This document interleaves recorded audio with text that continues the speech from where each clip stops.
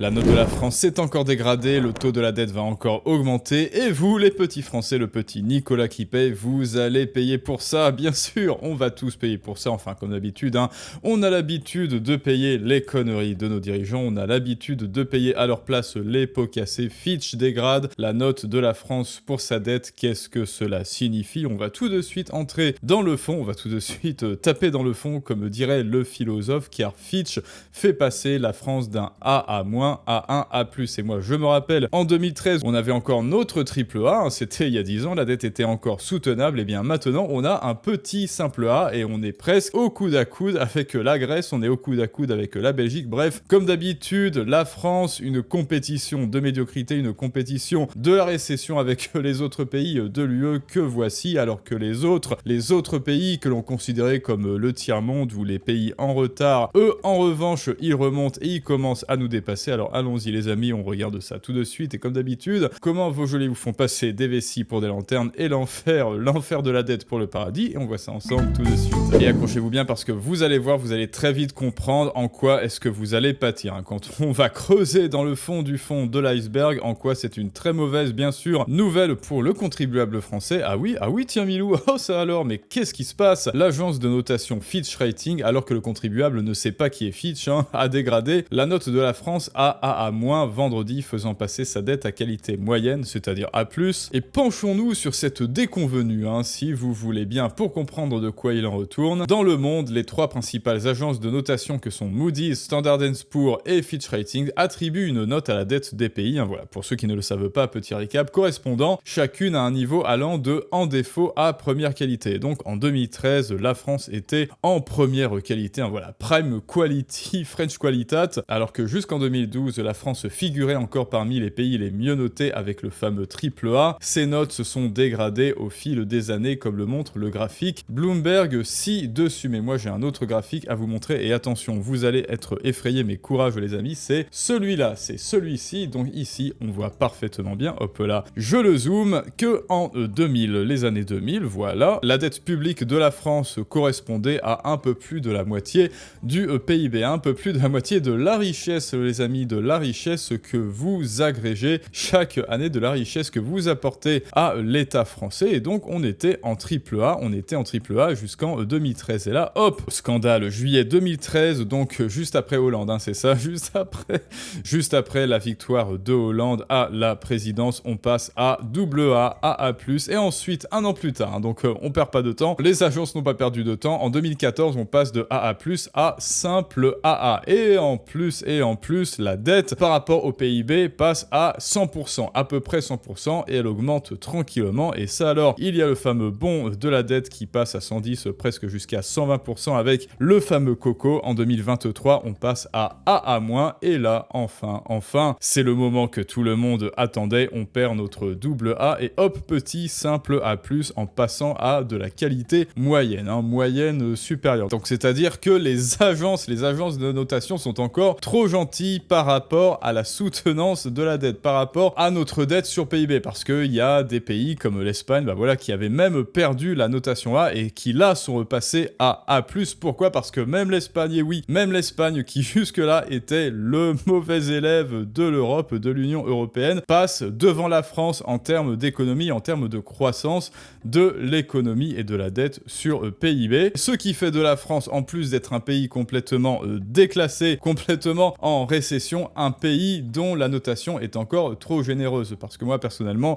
je vous le dis, hein, si j'étais Fitch ou alors Standard & Poor's, je nous mettrais peut-être un B, ou alors directement en faillite, hein, voilà. Directement en faillite, comme ça, c'est réglé, et la BCE n'aura plus qu'à intervenir, et hop, c'est bon, on leur passe les rênes, et petite dalle en béton, et on recommence tout sur du propre, et on ouvre, voilà, un centre commercial sur la dalle en béton pour les Chinois, je sais pas, hein, de toute façon, il y a bien un économiste qui voulait refourguer le Sacré-Cœur et la Tour Eiffel aux Chinois et aux Dubaïotes, alors pourquoi pas maintenant. Le problème avec une note dégradée, et là écoutez, hein, les amis, si vous êtes encore là, si vous n'avez pas encore fini votre boîte de mouchoirs,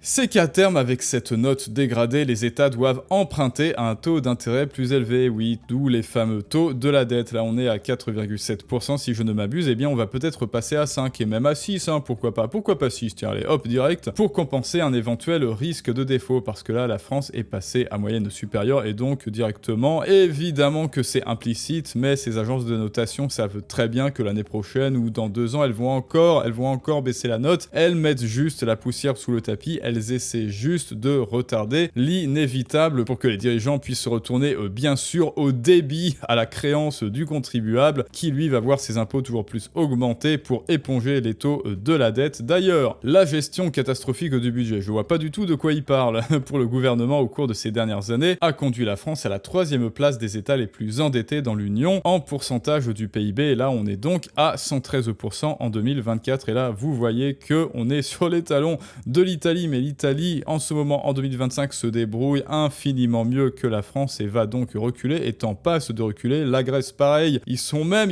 en train de faire presque de l'excédent, et donc malgré une dette qui est effectivement insoutenable, elle est en train de reculer, elle aussi, et très certainement que les agences de notation vont être beaucoup plus généreuses dans les années à venir pour la Grèce, qui est en train de se débrouiller beaucoup mieux, et l'Espagne, pareil, parce que l'Espagne a regagné son A par rapport à la France, qui ne fait que monter avec la Belgique, bien sûr. Bisous à nos amis les Belges qui sont aussi dans le caca dans ce classement des enfers. Face à la situation politique du pays de ces dernières années, sans véritable majorité claire à l'Assemblée nationale, je ne vois pas du tout de quoi il parle. Le statu quo semble de mise. Et alors là, vous allez voir, hein, le clou du spectacle, c'est vraiment le tweet d'Éric Lombard, mais on va revoir ça parce que en ce moment, voilà, cette année 2025, on paye 55 milliards juste pour soutenir la dette, juste pour que la France s'octroie le privilège d'avoir une dette, d'avoir une superbe et jolie dette qui croît toujours, superbe telle des intérêts composés de l'incompétence de nos dirigeants, eh bien on paye 55 milliards à la créance des contribuables, c'est-à-dire qu'un pourcentage sur votre salaire, eh bien c'est fait juste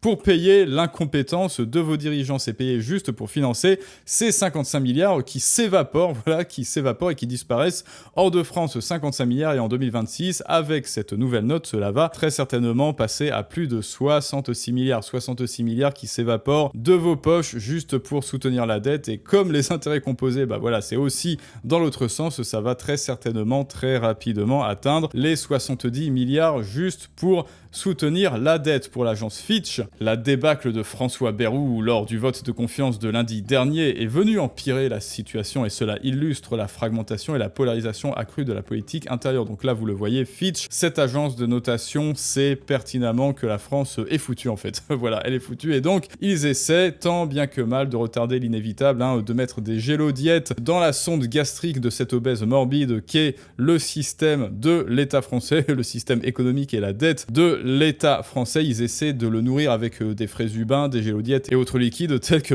les prélèvements obligatoires sur vos impôts, sur votre super brut et sur X. Et là donc le clou du spectacle, accrochez-vous les amis. Éric Lombard, le ministre de l'économie sortant, dit avoir pris acte de la décision Fitch. On est très content, voilà. Oh oui, tiens, Fitch baisse la note. Je prends acte tout en sirotant aux Maldives, aux futures Maldives, mon cocktail, puisque je suis sortant et donc j'ai des privilèges et j'ai des indemnisations pour sortir de ma haute fonction avec les platitudes. Ah bon, au moins l'article en a conscience avec les platitudes habituelles de la classe politique française. Eux, ils sont bons, je crois. Et Éric Lombard qui vous regarde encore une fois droit dans les yeux sans sourciller. Je prends acte de la décision, enfin, t'es une espèce de vautour, Je prends acte de la décision. On est très content, Éric, que tu prennes acte de Fitch, de changer la note de la France de A à A+. Je prends acte que je suis un incapable et un incompétent, donc je présume décision motivée par la situation de nos finances publiques et de l'incertitude politique, malgré la solidité de l'économie française. Alors non, je ne pense pas que l'économie française soit solide. Oui, les Français qui apportent à l'économie sont solides, mais tout le système que vous avez mis en place autour d'eux, qui est une espèce de cage très confortable, vous inquiétez pas, les Français, on va vous mettre dans une cage, vous allez nous donner tout votre argent et en échange, on s'occupe de tout, t'inquiète pas, clin d'œil, clin d'œil. Le nouveau Premier ministre a d'ores et déjà engagé la consultation des forces politiques représentées au Parlement en vue d'adopter un budget pour la nation et de poursuivre les efforts de rétablissement de nos finances publiques. Mais non, rien ne changera parce que, comme on dit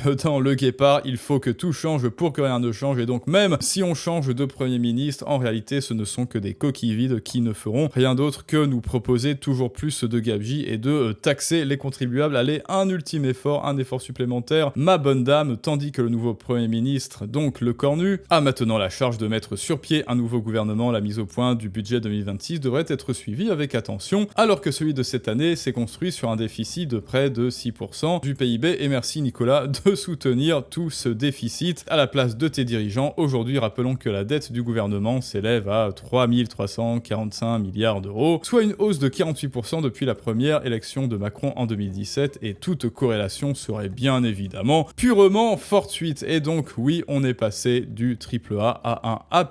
C'est pour cela les amis, c'est pour cela que vous devez absolument regagner votre souveraineté, et pour cela, vous le savez, alors déjà il y a bien sûr la masterclass pour augmenter votre niveau en persuasion, en communication bien sûr, mais il y aura une autre masterclass, donc inscrivez-vous, une masterclass sur comment regagner votre souveraineté, comment vous constituer un portefeuille Afuera, le fameux portefeuille Afuera que l'on alimente sur cette chaîne de temps en temps, comment vous constituer ce portefeuille et comment faire en sorte qu'il ne tombe pas, qu'il ne tombe jamais entre les mains, entre les griffes de Le Cornu, de Manu ou de l'autre Éric Lombard, cette espèce de minable vautour avec ces griffes-là. Non, jamais il ne pourra faire ça. Pourquoi? Parce que vous serez un outsider économique et vous deviendrez absolument souverain, et ça, on en parle très vite, très rapidement. Cela fera l'objet d'une vidéo masterclass et même d'un programme pour ceux qui suivent les programmes. On était AAA, puis est arrivé François Hollande, puis Macron, bah voilà, sans commentaire. 12 ans de politique centriste et gauchiste nous ont littéralement fait couler, sans parler de l'UE. Et bien sûr, le premier responsable qui dit champion mon frère, hein, mais champion, non pas du tout, lui c'est juste le champion de la dette, c'est non pas le Mozart de la finance, mais le Mozart des gabegies. Et maintenant, c'est à vous de me dire ce que vous en pensez, les amis. N'oubliez pas de vous inscrire par mail pour être au courant, pour être tenu au courant de cette nouvelle masterclass, pour vous aussi fuir ces gabegies, pour vous aussi fuir l'enfer France, fuir le Titanic France, ce même Titanic, ce même bateau qui fonce droit directement et inéluctablement vers le glacier de la dette sans que vous ne puissiez rien faire, et qui est infesté de rats qui vous grignotent les pieds et votre portefeuille. Et je vous dis à tous à très bientôt pour un prochain storytelling du monde moderne, mais ça, c'est une autre histoire.